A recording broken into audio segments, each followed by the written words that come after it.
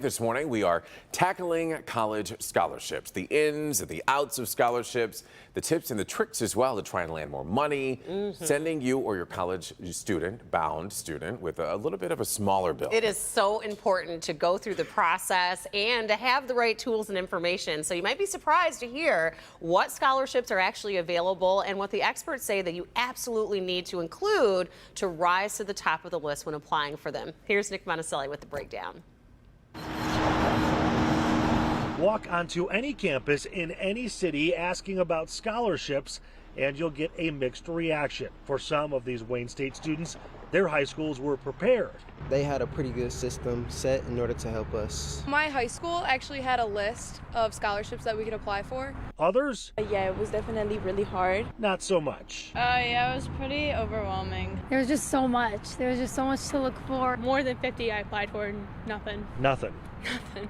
But Jennifer Finetti with Scholarship Owl says the first problem is students do not know where to look. I think the challenge is when students are using Google to search for scholarships, the search results are so overwhelming and scary, and the process can be super tedious. And so students tend to give up early. So what are her tips and tricks? First, apply for as many scholarships as you can and find scholarships that are a good match. What I always recommend that students do is they think about all of the different organizations they've been involved with over the years, starting from elementary school, middle school, and high school. So that might be religious affiliated associations you've been involved with. It could be scouting, for example.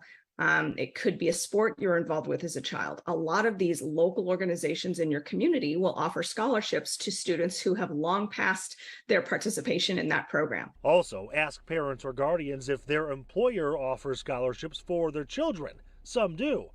And search for scholarships year-round. I know a lot of students and families think that the best time to apply for scholarships is going to be, let's say, January to March. That's sort of the high season for scholarships.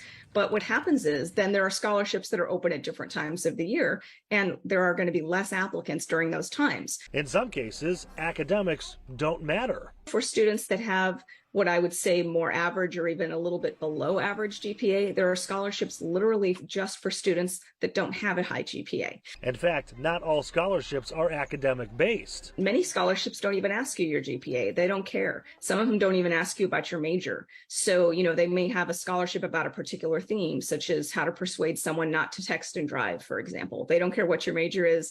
They don't care about your GPA. They just want to see if you can persuade someone. For the application or essay, follow the rules on word count.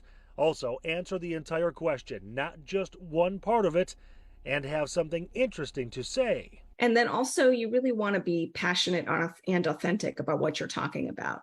If somebody is just kind of going through the motions and responding to an essay question, you can kind of read that in the words they use and in the style and tone they use. Finally, don't pile on the extracurriculars to pad your application. Instead, be heavily involved in a few. So if you're involved in a sport, be involved in it all 4 years. If you are involved in a club or organization, be involved in it all 4 years if you can, and try to get a leadership position by the time you graduate. I'm Nick Monticelli, Local 4.